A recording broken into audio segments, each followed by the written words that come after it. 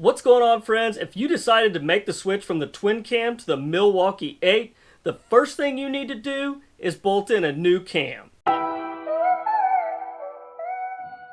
You've got an M8 and the first thing you notice is it doesn't have that sweet Harley lope we love.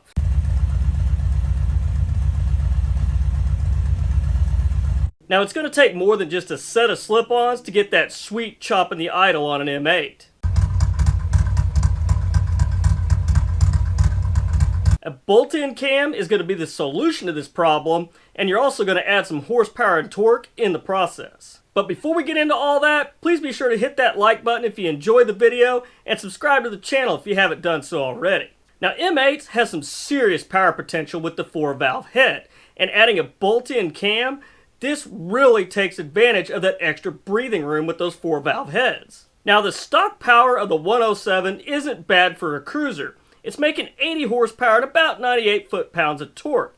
Not a bad place to start. Our dyno charts today are mainly going to focus on the 107 M8. But make no mistake, the power gains are very, very impressive. But be sure to let me know in the comments if you guys want to see what the power gains are on the Milwaukee 8 114 and 114.7 version. But guys, that's enough of that. Now let's go take a look at what an M8 107 can produce as far as horsepower and torque with nothing more than a stage 1 setup and bolt-in camshaft. The first cam on the list today is the S&S 465C. This is a high torque bolt-in design cam. Let's go check out the dyno and see what kind of power S&S is offering us in a 107 M8. Now the S&S 465C comes on early with a nice horsepower curve that pulls all the way up to 100 horsepower at about 5,300 RPM. Now the torque on this is the real story. The torque comes on just as early as the horsepower roughly, and the torque just climbs. This is a massive climb on torque, and we're getting 120 foot-pounds of torque at only 3,400 RPM. This is pretty impressive. And just to show you the variance and how engines do differ, down here in the red we have the stock horsepower on this particular bike. Now horsepower was down from a little bit from 80, but the torque was well up over 100. Well, I wouldn't say well up, but a little bit over 100. So that just kind of shows you max power at 77 and max torque at 102.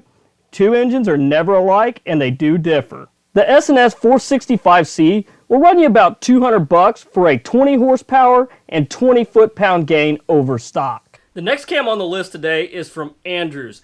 Andrews makes a solid product and also grinds cams to spec for several competing manufacturers as well. The Andrews M460 is a bolt-in cam that comes on at about 1,000 RPM and runs out to 5,800 RPM. These are excellent cams for an otherwise stock M8 engine. The Andrews M460 comes on very early, around 1,600 RPM, and this thing takes off and it climbs. I mean, this thing pulls hard, all the way up to 105 horsepower at 5,500 RPM. Torque pulls steadily and then takes a little dip, and then it climbs up to a max of 115 foot-pounds of torque at roughly about 4,100 RPM. The Andrews M460 will run you about $250 for a 25 horsepower and 17 foot-pound of torque gain over stock. Now let's take a look at the Zippers Redshift 468.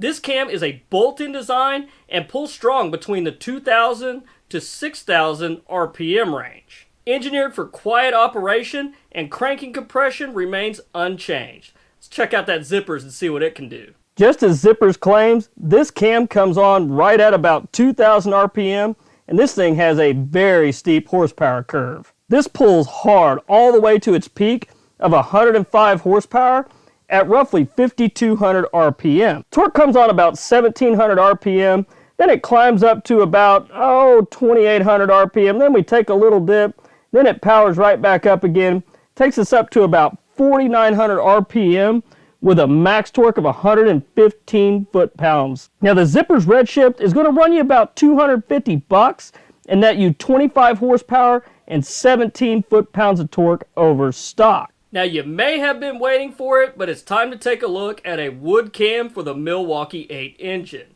Now while wood cams may be regarded as a little bit noisier than their competition, they do deliver on the horsepower and torque, no doubt.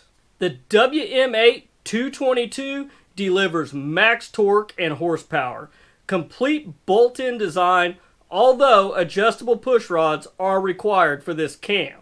Now let's see what a wood cam can do in a Milwaukee 8 engine. The WM222's horsepower and torque comes on at 2200 RPM and just takes off. The horsepower climbs smooth and non-stop all the way up to about 5800 RPM before it actually starts to fall, drop off, and die. But at 5800 RPM, you're getting a max horsepower of about 112. The torque, also coming on at 2200 RPM, pulls smooth and steady all the way through the RPM range, peak it out at about, about 3700 RPM with 115 foot-pounds of torque. The Wood WM8 222 is a bit more expensive at around $320, but you gain 32 horsepower and about 17 foot-pounds of torque over stock. So guys, what was your favorite camshaft today? Let me know in the comments which camshaft you would choose. Now the horsepower and torque numbers were pretty close on all the cams. We usually landed about 105 horsepower and 115 foot-pounds of torque. But definitely the clear winner today on horsepower was the Wood cam with a gain of 32 horsepower over stock.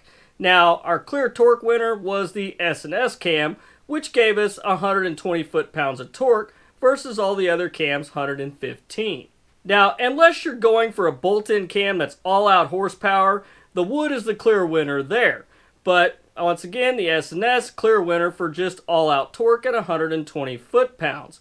But aside from all-out horsepower on the Wood, what you really want to pay attention to is these graphs and where that power comes on, how that horsepower and torque pulls through the RPM range, and then you're going to want to really compare that to how you ride before you pick a bolt-in cam.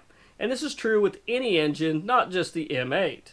Well guys, that's all I've got for you this week. I hope that gave you a little peek inside of what a 107 M8 can do. And after looking at these numbers, I can only imagine what a 114 or a 117 can do just by swapping the cam.